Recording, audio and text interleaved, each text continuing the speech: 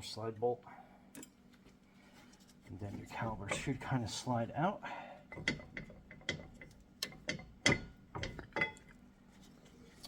Okay, so got some road debris trapped in there.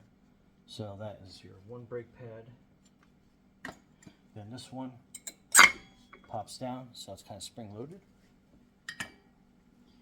And then we're going to push our piston back, and I love this piston tool.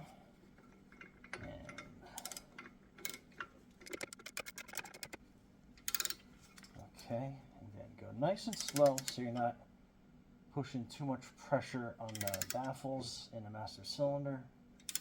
Okay, so that's as far as we go.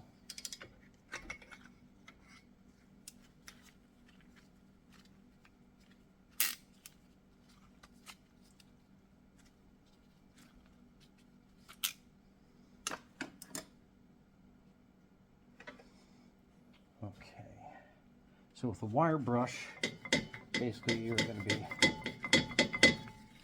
scrubbing out any of that brake dust.